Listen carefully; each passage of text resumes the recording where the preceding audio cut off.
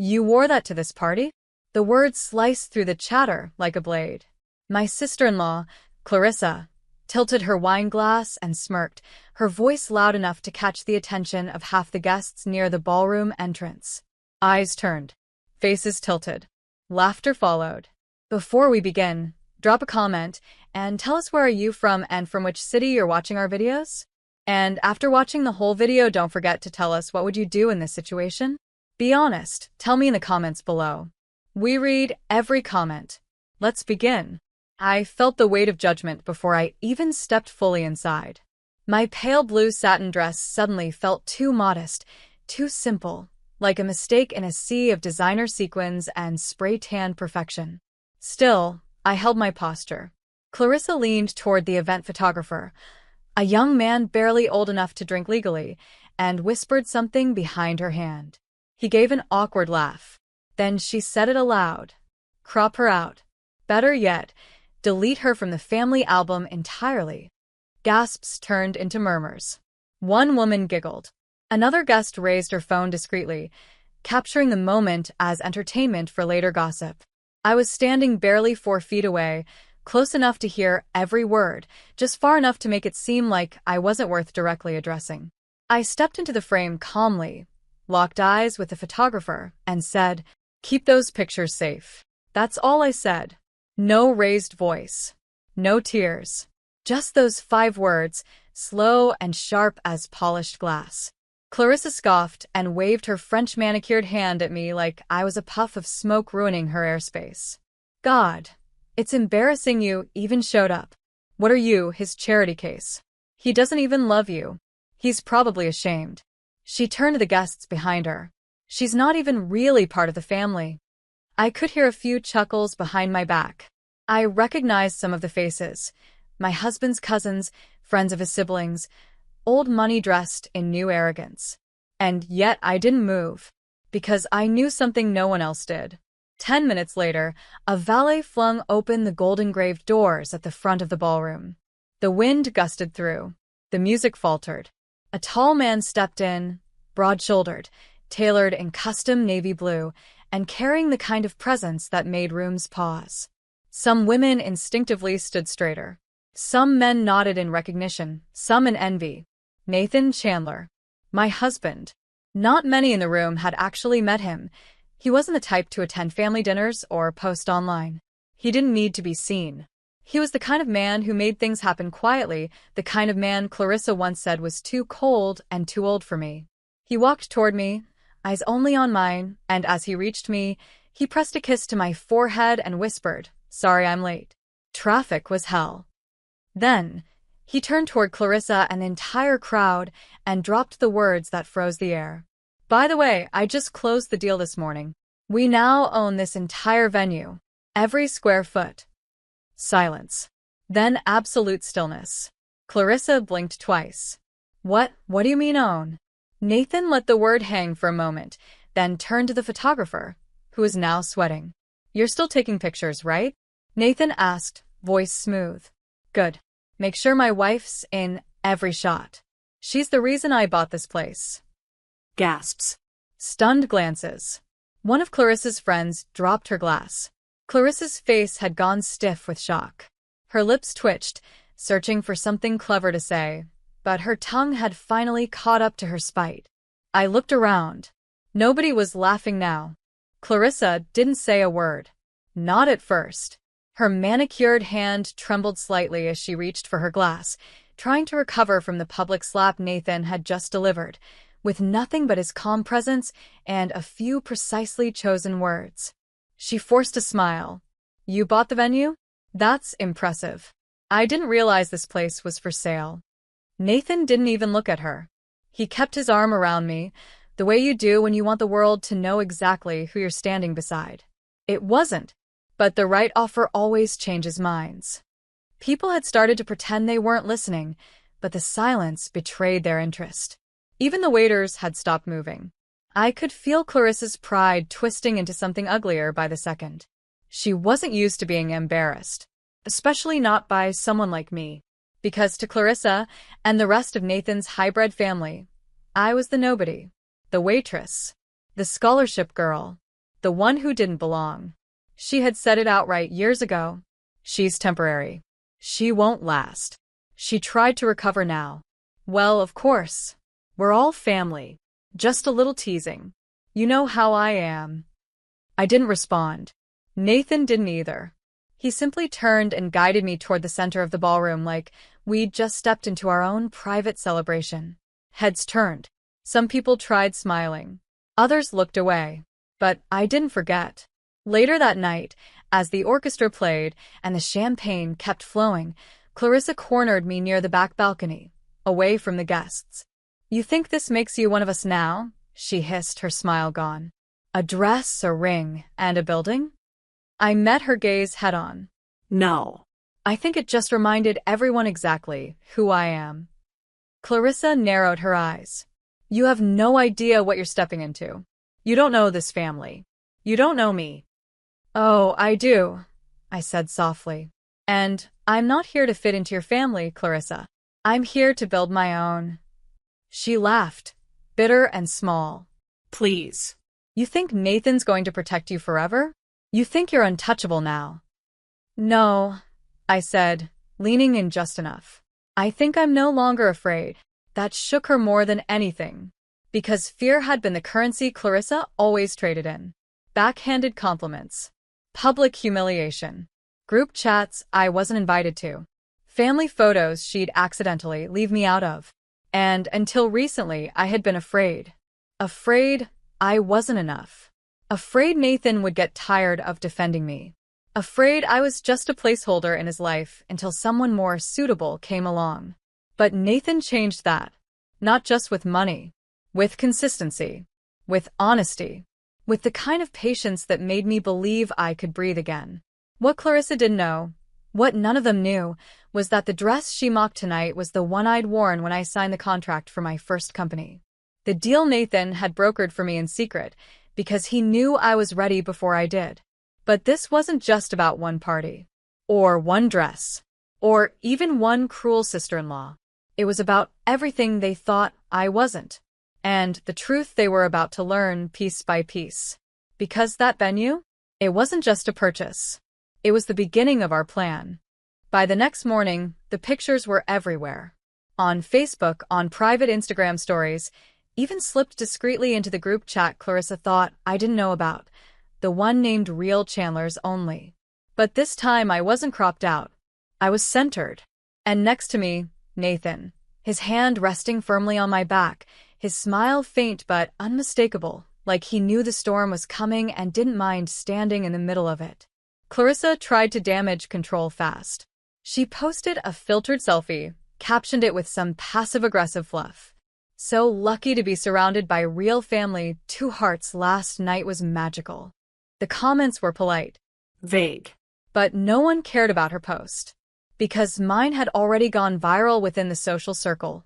Unintentionally. I'd only uploaded one photo, just one. A candid shot the photographer had captured right after Nathan's announcement. The lighting was warm. My eyes were still glassy, with disbelief. And he was looking at me like I was the only person that mattered in the entire city. My caption? They told me to keep the pictures safe. So I did. No hashtags.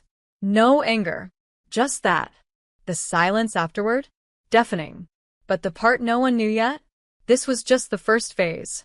Because what Clarissa didn't know, what none of them had bothered to ask, is that I wasn't just Nathan's wife. I was also his business partner now. Silent, yes. But not invisible. Nathan didn't marry me to polish his image. He married me because I understood him. I'd been with him when he had nothing but plans. When he wore a $40 watch and was fighting a lawsuit from his ex-investor. When his own family had whispered that he was too risky. Clarissa used to joke I was a pretty support animal. She didn't know I was the one who rebuilt Nathan's books from scratch. Who found the leak in his chain of suppliers. Who discovered the CFO was laundering money through shell accounts with fake vendor names, Clarissa's name among them. Yep. Her name. Clarissa Jameson Events and Designs. A company that didn't exist on paper. No website. No phone number. No staff. Just monthly payments being siphoned from Nathan's logistics division. And here's the part that made my blood run cold when I found it. She'd been doing it for over a year. That whole time, she'd been calling me just a wife behind my back. But she didn't know. I watched everything. I had access. Nathan gave it to me months ago when he said, "I trust you more than I trust anyone with my name." I hadn't gone looking for dirt, but once I found it, I didn't stop. And now, it was time. We didn't strike immediately. You don't walk into a lion's den with a loud voice. You do it quietly, dressed in silk. So the next family function was at Clarissa's estate. A brunch she hosted with forced elegance and sugary smiles. She greeted me at the door in white linen and oversized pearls. "You look braver than usual," she said as she air-kissed my cheek. "And you look expensive," I replied. "Is that from the event planning money or the offshore account?" She blinked. Just once. But I saw it. That moment when someone realizes you're not the same person they thought they had in a corner. "Let's not make a scene," she muttered under her breath. I leaned in gently. "Clarissa, sweetheart, I'm not here to make a scene." I smiled. "I'm here to end one." It began subtly. A quiet email, a scheduled audit, a standard compliance check that Clarissa brushed off with a flip of her hair and a lie through her bleached teeth. She didn't know that the auditor wasn't just any consultant. He was someone Nathan had hired personally. A forensic accountant with a specialty in exposing executive fraud. We didn't need the law yet. We needed leverage. And we got it. Fast. Because within 72 hours, Clarissa's fake company, Jameson Events and Designs, was fully traced. Shell transactions. Duplicate invoices. Money rerouted to private accounts under her name and a second one, her assistant's, who flipped the moment we showed her the statements. And guess what the assistant said? She told me no one would ever notice. Said Nathan never looked past the big numbers. Well, I did. I looked very closely. So, at the next dinner, Nathan's father's birthday, a big affair with a garden tent, champagne, and string quartets, we arrived fashionably late. But this time it was on purpose. Clarissa was already playing hostess, laughing, controlling the narrative, positioning herself as the queen bee again, until I walked in with a slim leather folder in my hand. Nathan stayed silent. I approached the table. Everyone turned. The string music faded behind me like the soundtrack to a film about to change tone. I placed the folder gently in front of Clarissa's plate. "What's this?" she asked, lifting her wine. I leaned in. A breakdown of every dollar you stole from the Chandler family business. The silence hit harder than I expected. Her fingers stiffened. "Excuse me?" I turned to Nathan's father, Robert Chandler. He'd never liked me much. Always too formal. Too focused on bloodlines. I looked him dead in the eye. "Sir, you may want to see this. It includes your name on documents you never signed. For vendors you never approved." Robert looked between me and Clarissa, then opened the folder. The second his brow furrowed, I knew. We had her. This is fake," Clarissa stammered. "She's lying. She's jealous. This is what she does. She makes herself the victim." "She never said a word," Nathan interrupted sharply. "Not once.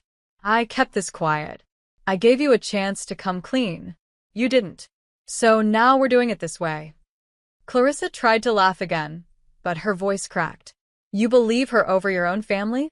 "She is my family," Nathan said, voice colder than I'd ever heard it. "And she's the only reason I didn't file charges. Yet." Gasps. Actual gasps. Clarissa's mouth parted, but nothing came out. Robert set down the folder. "Is this true?" Clarissa looked for help. From her husband, her sisters, her mother. No one moved. Because you can bully people into silence, but only for so long. Eventually, they smell the blood. And this time, it was hers. She left in disgrace. That night, after the guests had scattered like scared birds, Nathan and I stood on the back patio of the estate, the stars silent above us. "You handled that better than I ever could," he said. I smiled. I didn't want revenge. I wanted the truth to speak louder than her laughter. He turned to me, his voice soft. "You know, I never said it before, But the day you walked into that party wearing that simple blue dress, I knew exactly who you were. Who? I asked. He kissed my hand. The future of this family. The fallout from that night hit like a silent explosion. Clarissa didn't return home. Not to her estate. Not to her office. Not even to the group chats she once dominated with condescending gifs and fake sweet memes. Her social media went dark within 12 hours. Her name quietly disappeared from event planning committees, charity boards, and brand collaborations that once fought to have her face on their banners. No official statements. No apologies. Just a disappearing act, like she'd vanished into the fabric of a scandal that was never supposed to happen. But I didn't celebrate, because it wasn't about her downfall. It was about reclaiming the dignity they tried to take from me. The version of me they painted in whispers. She's nothing but a gold digger. She married up. She won't last. I buried her that night. Not with spite, but with proof. With truth.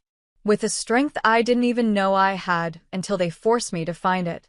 3 weeks later, the Chandler Foundation held its annual gala. This time at the same venue Clarissa once tried to erase me from. Only now, I was the one signing the checks. Every detail of the event had passed through my hands. The guest list, the vendor contracts, the theme. I'd chosen a minimalist white and gold color scheme. Clean. Pure. Reclaimed. I wore a deep emerald velvet dress that hugged my waist and pulled slightly at the floor. Not too flashy. Not loud. Just powerful. As I stepped onto the ballroom floor that evening, silence fell. Not because I demanded it, but because people notice now. And not just because of Nathan. Because of me. Because I had a name now. A reputation that wasn't borrowed from my husband. I was no longer the nobody sister-in-law they tried to crop out. I was the one writing the future. A woman approached me after the speeches ended. Her name was Marianne. She was older, maybe in her late 50s, with eyes that had seen too much and lips that stayed pursed like she was still measuring trust. I used to work for Clarissa, she said quietly. I tensed but nodded. Okay. She told us to treat you like you didn't belong, she said. Like you were just passing through. We listened. And I'm ashamed of that. Her voice cracked. I just wanted you to know, people see you now. Really see you. And I'm sorry it took this long. I smiled, not out of satisfaction, but something deeper. A quiet peace I hadn't felt in years. Thank you, I said gently. But I don't need everyone to see me. I just needed me to see me.